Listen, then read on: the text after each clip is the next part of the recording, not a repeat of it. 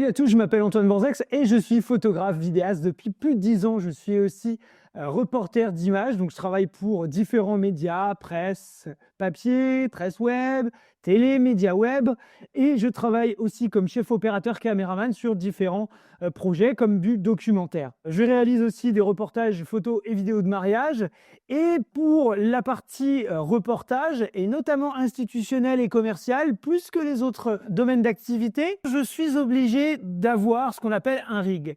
La dernière vidéo dans laquelle je vous présentais mon RIB date maintenant de 2019 et il était temps en 2025 que je remette un petit peu ça à jour, sachant que mes usages et le matériel a aussi beaucoup évolué. Alors pour ça, on va construire un rig ensemble. On va construire un rig pour le Sony A7 IV. Je vais d'abord lui mettre une cage. Donc là, on est sur une demi-cage de la marque Tilta, qui était une des premières cages sorties pour les modèles A7S III, donc qui fonctionne pour le A7 IV. Je vais pouvoir avoir aussi à lui mettre évidemment un écran. C'est tout l'intérêt du rig, c'est de pouvoir avoir un écran auxiliaire qu'on va mettre dessus et qui va nous permettre d'avoir une meilleure visualisation de ce qu'on est en train de filmer. Parce qu'il ne faut pas se mentir, hein, le petit écran de chez Sony, on ne voit pas grand-chose et encore plus s'il y a du soleil, c'est un peu une cata.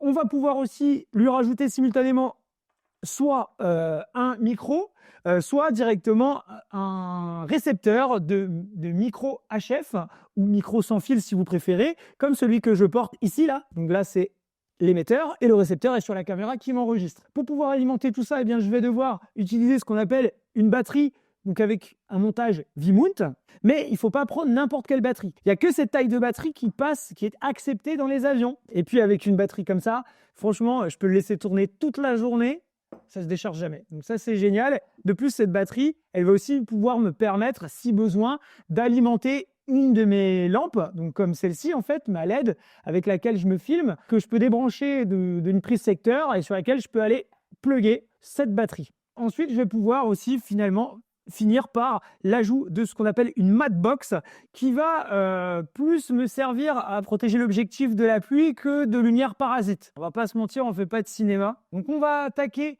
le montage du rig. Donc on va commencer par dévisser ici la plaque Arcaswift. Donc le Arcaswift, c'est ce que j'utilise pour tous mes boîtiers, pour tous les accrocher, pour tous les monter sur les trépieds, sur mon Ronin, etc.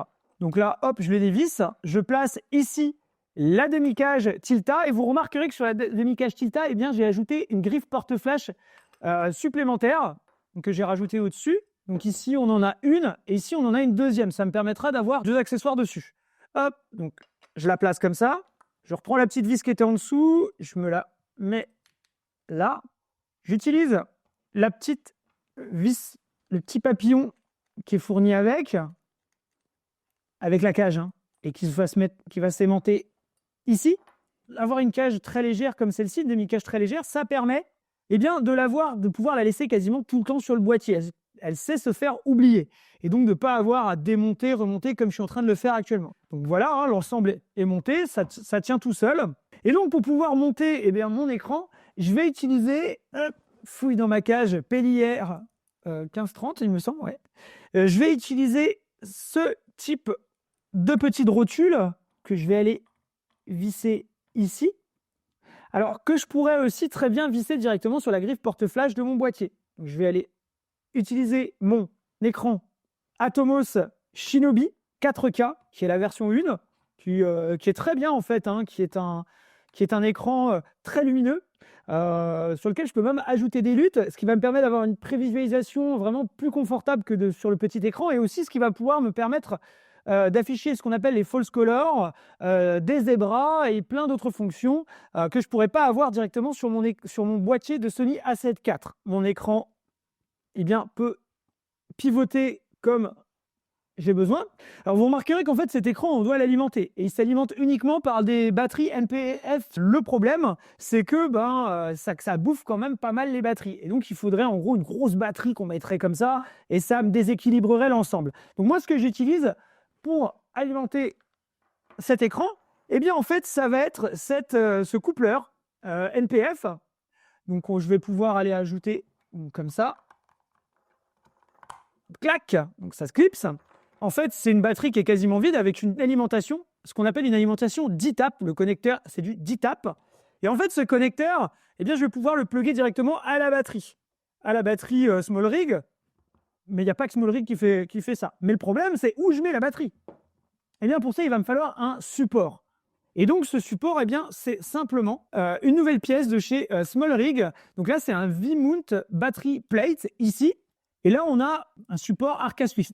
Donc, en fait, ce système-là, ce qui est génial, c'est qu'on peut l'articuler dans tous les sens. Et on peut l'étirer comme bon nous semble, ce qui va nous laisser pas mal de flexibilité. Ce qu'on va faire, c'est d'abord aller monter notre boîtier dessus. Donc, hop, on déverrouille. Ici, on fait en sorte que le boîtier soit bien au milieu. Tac. Qu'en fait, notre plaque Arca Swift, elle ne dépasse pas, que mon ensemble est bien équilibré. Ensuite, je vais pouvoir étirer ce système-là, le verrouiller, et là, je vais pouvoir aller mettre ma batterie V-Mount. Tac. Une fois qu'elle est accrochée, vous voyez, pour pouvoir la décrocher, il va falloir utiliser ce petit bouton ici. C'est vraiment bien sécurisé. Et donc, ce qui est cool avec ça, c'est que je peux très bien déverrouiller ici. Tac. Et donc là, la batterie, elle est vraiment très proche. Alors, elle ne va pas venir se coller directement ici. C'est peut-être une sécurité aussi parce que si j'ai l'écran qui est ressorti, bah, ça évite de le péter. Mais ce que je vais faire avant, c'est que je vais sortir mon écran. Et là, si je fais ça, on s'aperçoit que l'écran, ben, il tape. Donc, la meilleure des solutions, c'est de déverrouiller cette petite vis. Tac. Hop, je sors mon écran. Tac. Je me remets comme ça. Je verrouille ici et je verrouille là. Et là, j'ai quelque chose d'assez équilibré. Et donc, j'ai accès à l'écran sur lequel je vais pouvoir faire mon focus ou aller utiliser le tactile pour faire des réglages. Et surtout aussi, je vais pouvoir prévisualiser ce que je fais comme réglage dans le menu. Même si je peux aussi avoir la copie de l'écran sur mon écran auxiliaire Shinobi. Alors, le hic avec le Atomo Shinobi, évidemment, c'est que sur cette version-là, la version 4K qui était la première version, on ne peut pas aller modifier ces réglages pendant qu'on est en train de tourner. Pour alimenter tout ça, eh bien, il va falloir qu'on connecte notre connectique d'ETAP. Et en fait, on n'a qu'un seul endroit ici, c'est là, sur le côté, sur la batterie. Donc, on n'a qu'un connecteur d'ETAP.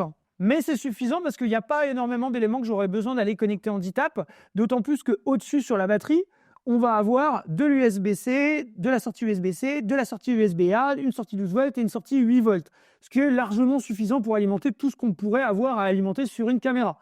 N'oubliez pas non plus que plus vous avez de trucs, plus le setup est lourd et moins c'est ergonomique et plus on n'a pas envie d'utiliser. Et pourquoi je vous dis ça? C'est parce qu'en fait, après 10 ans dans la photo et la vidéo, et notamment la vidéo, eh bien moi, je commence à avoir des gros problèmes de dos, notamment sous l'omoplate ici, ce qu'on appelle le muscle s'appelle le scapula.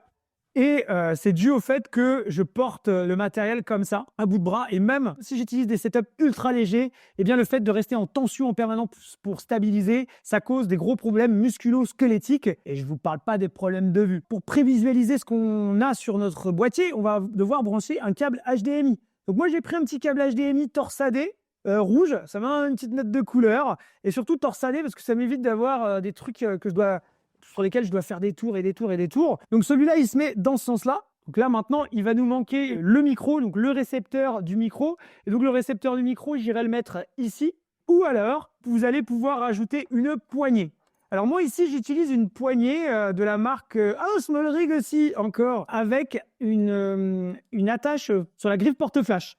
Donc, je vais aller la mettre ici. Alors, je vous conseille vraiment de jamais accrocher de poignée directement sur votre boîtier, surtout quand vous avez un rig comme ça, parce qu'en fait, vous allez arracher la griffe porte-flash de votre boîtier tout simplement. Donc, vous voyez, moi, la mienne, la griffe porte-flash que j'utilise, c'est celle du rig. Et donc là-dessus, je vais pouvoir aller maintenant installer mon écran par-dessus. Et sur cette poignée SmallRig, on s'aperçoit qu'on a une petite gâchette ici qui est une sécurité. L'écran ne peut pas tomber. Et là, vous remarquez aussi que j'ai une petite portion de tige rod sur laquelle j'ai mis une griffe porte-flash, une autre griffe porte-flash. Hop. Alors pourquoi je le mets de ce côté-là? Bah, tout simplement parce que là, il ne va pas me gêner. Ici, là, j'ai une partie de la tige rod qui dépasse. Si je l'ai de l'autre côté, ça va me gêner au niveau de ma main. Donc il est là. Et donc, la griffe porte-flash se retrouve à droite. Je vais pouvoir aller soit mettre un micro directement, un petit micro canon. Donc ça, c'est un petit rod. Hop, Alors, si ça tire trop, je pourrais très bien aussi mettre le micro ici. Sauf qu'en fait, le micro, si je le mets ici sur cette griffe porte-flash, il va être trop près de la poignée. Et là, en fait, tous les petits mouvements, tous les bruits que je vais faire, eh bien, en fait, on va l'entendre au micro. Plus loin, plus je le déporte de mon rig, et plus, en fait, je suis sûr qu'il ne va pas y avoir des bruits parasites de manipulation sur le rig. Donc ça, il faut y penser. Donc là, je vais aller me mettre un petit rig 35 1.4 Sony GM, qui est une de mes optiques vraiment favorites. Tac. Donc maintenant, je vais lui rajouter en plus la Matbox Tilta. Donc la Matbox Tilta, elle a différents adaptateurs, donc des step-up rings de différentes tailles. Là, je suis sur un 67 mm, donc c'est exactement ce dont j'ai besoin pour mon objectif. Et voilà, c'est à peu près droit. Et sur cette Matbox, eh bien, je vais pouvoir aller appliquer des filtres, donc des filtres rectangles. Mais moi, je ne le fais pas en fait parce que je n'ai pas envie d'avoir à racheter des filtres en plus.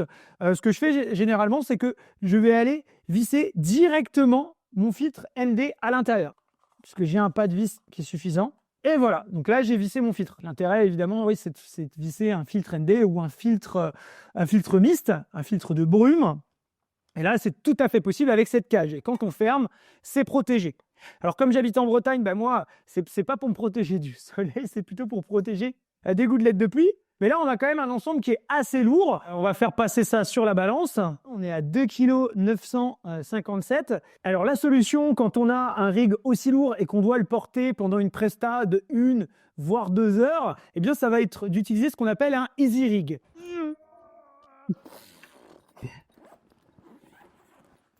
Alors le Easy Rig, c'est simplement une veste avec une sorte d'arceau. Je vais aller me mettre ce truc-là sur le dos. Aïe! Et là, c'est pas la vraie marque Easy Rig parce que ça vaut assez cher. Là, c'est une petite copie chinoise, mais qui fait le taf. L'intérêt de ça, c'est qu'on va pouvoir avoir un troisième point de contact grâce à ce câble avec ce ressort. Et donc ce ressort, quand je tire dessus, hop, hop. Vous voyez, en fait, derrière, on a un système avec une sorte de ressort. Donc là, ce système, je vais aller l'enclencher ici. Et là, mon setup est beaucoup plus léger. Et donc là, en fait, je peux supporter un tournage de toute la journée grâce à ce setup. Donc c'est assez pratique. Et ça me permet, en fait, de ne plus me péter le dos. Et surtout, j'ai un troisième point de contact. Donc un point de contact, 2 points de contact et 3 points de contact, c'est bon, vous suivez?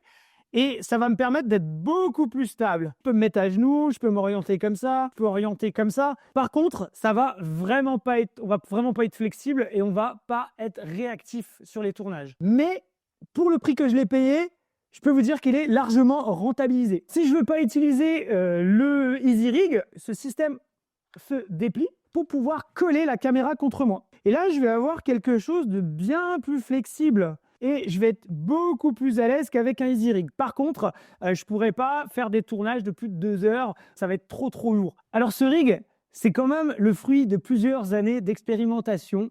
Pour moi, c'est le setup de rig ultime et le plus polyvalent.